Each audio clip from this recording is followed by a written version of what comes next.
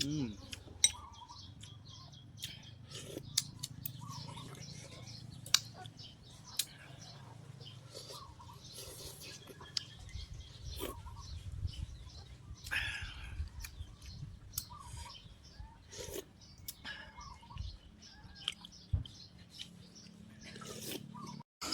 ទជម្រាបសួរពុកម៉ែបងប្អូនទាំងអស់គ្នាបាទថ្ងៃនេះគឺមកទៀតហើយជាមួយនឹងនេះគឺជាការរៀបចំស្លម្ជូរ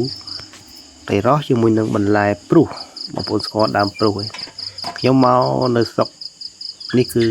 ចូលរយៈពេលជិត20ឆ្នាំហើយគឺអាចនិយាយបានថា10ឆ្នាំជាងហើយអញ្ចឹងដើមព្រុសនេះមួយគឺបើយើងនិយាយពីប្រភេទដើមដូចដើមតលបងប្អូនស្គាល់ដើមតលឯងដើមតលដើមខ្មៅយើងតែបន្តិចតូចប៉ុន្តែមេជើងឬក៏តូចជាងមេជើងទេហើយវែងខ្ពស់អញ្ចឹងទៅហើយខ្ញុំក៏ដែរហូបដែរនេះគឺថាជាលើកទី1ហើយទិញគេពីក្នុងភូមិមកគាត់រកបានមកគាត់ថាឆ្ងាញ់អញ្ចឹងក៏ទិញគាត់មកយកធ្វើយកមកស្លមកជូរហ្នឹងគឺស្លអាចស្លធ្វើជាប្រហើឬក៏សម្លផែអញ្ចឹងណាតែខ្ញុំនេះយកមកស្លមកជូរជាមួយទេរ៉ោះទៅអាចថាផ្លែកពីគេបន្តិចគេយកមកធ្វើជាសម្លផែឬក៏សម្លស្អីអាចថារបៀបលុយណាតែខ្ញុំយកមកសម្លមកជូរហើយខ្ញុំដាក់បងប្រហុកបងត្រីរួចហើយតែខ្ញុំស្វងអាពុះកប្រហុកចេញណាហើយទឹកខ្លាទៅគឺយើងដុងនេះបងនេះច្រើនមែនតើចង់មកកធន់ណាហើយសម្លនេះគឺមួយឆ្នាំងនេះគឺអាចថាហូបបាន2ដងថាសម្លច្រើនមួយឆ្នាំងធំដែរបងចឹងយើងដាក់បងនឹងចូលទៅព្រោះហើយរសជាតិវាខ្ញុំភ្លក់រួចហើយគឺរសជាតិវាឆ្ងាញ់រសជាតិវាលក្ខណៈដូចជាត្រាវយើងបងលក្ខណៈដូចត្រាវប៉ុន្តែអត់មានលំមាស់ទេឥឡូវយើងដាក់ស្លបែបនេះហើយយើងដាក់ក្របចោលទៅយើងតាមមើលទៅសម្លបន្លែនេះយើងមិនត្រូវការរំងាស់យូរទេព្រោះអត់លំមាស់ទេយើងដាក់តែមកពុះឆ្អិនល្មមនឹងបានហើយឥឡូវឆ្អិនរួចជាការសាច់ហើយព្រោះយើងក្របក៏មករយៈកន្លងមកហ្នឹងគឺវាគួរសមដែរយើងបងម្ទេសទៅយើងថែមស្ករថែមប៊ីចេងអញ្ចឹងណាដើម្បីឲ្យវាត្រូវគ្រឿងគ្នាវាដើម្បីបង្កើនរសជាតិហ្នឹងបងគឺសម្លយើងភ្លេចទេស្ករប៊ីចេងហើយតែយើងធ្វើម៉េចបងតែមកល្មមឲ្យថារសជាតិកុំឲ្យដិតពេកណាហើយយើងនេះគឺជាអំពិលទុំដែលខ្ញុំជ្រុំហើយយើងអត់មានកត្រងយើងអត់ដាក់ទាំងក្របទេគឺយើងយកតែទឹកពីមកដើម្បីយកតែរសជាតិទេបើយើងដាក់ទឹកអស់ហ្នឹងវាសកេសកាពេកបងវាសកេសកាទៅព្រោះយើងពិបាកហូបផងមកមួយវាមិនល្អផងតែយើងដាក់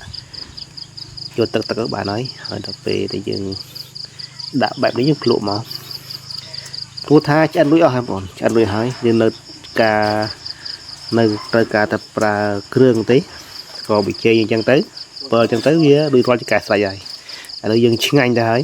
ដាក់ម្អមទៅវែងទៀតអត់បានហាន់បានកាត់អីទេគឺខ្ញុំយកមកមួងដៃយកដល់កាត់យកដៃទៅមួទៅអាចថាមិនមុំទៅបានហើយចឹងយើងដាក់ចូលបងប្អូននិយាយថាបើថាក្លិនឈ្ងុយមិនដឹងថាឈ្ងុយដល់ណាណាបងប្អូននេះឃើញទេគឺផេះមកស្មើទឹកស្មើកាមិនរាវគ្លីងខ្លងទេហើយអាកាសធាតុត្រជាក់បែបនេះផងបានសម្លដាក់បែបនេះទៀតគឺកាន់តែឆ្ងាញ់ពិសាអញ្ចឹងក៏យើងរួចរាល់ហើយបងនេះយើងដួសមកនេះគឺបែបហ្នឹងបងឃើញបន្លែធំបែបនេះបងប្អូនកុំគិតថារឹងអីអត់ទេតុនទេហើយយើងខាំទៅគឺស្ទើរតែលេក្នុងមាត់ហ្នឹងបងស្ទើរតែលេក្នុងមាត់ហើយរសជាតិវិញគឺបាទជម្រាបសួរបងប្អូនគ្នារសជាតិប្លែកយើងឆ្អិនហើយគេហៅថាដើមព្រុសនៅតានៅបន្លែនៅក្នុងព្រៃហ្មងមានតែរស់មួយមកអញ្ចឹងយើងក៏រួចរាល់បងប្អូនយើងហូបទាំងអស់គ្នាបងតានេះហូបជាលើកទី1ដែលយើងប្រើបន្លែហូបទាំងអស់គ្នាបងដើមព្រុសដើមប៉ុនមេជើងវែង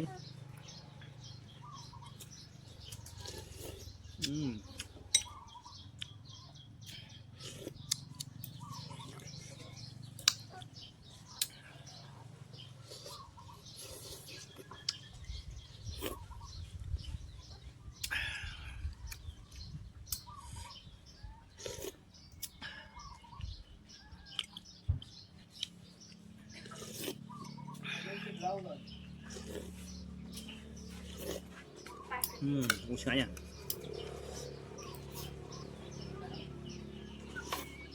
ถ้ารู้จิตมันครอบจุกทาบานนั้นตัวทายยำได้หกเองดูมันได้ทั่วหกจำเราเคยเคยทั่วทายanh này anh na là bây giờ thôi con anh nít mà làm vì anh men tiền anh men tiền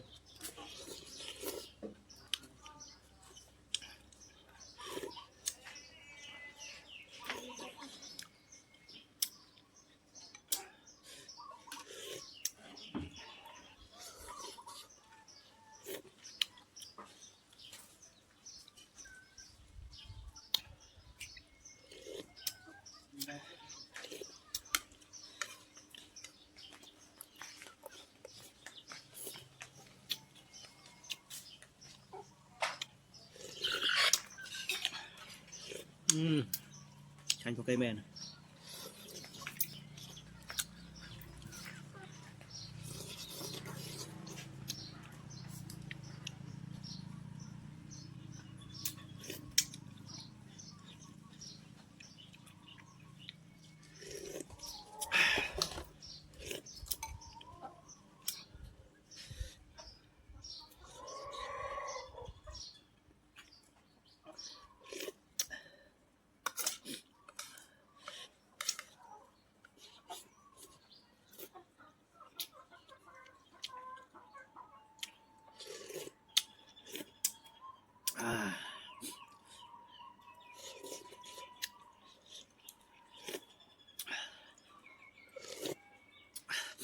คนเขาตะกชันได้เนี่ย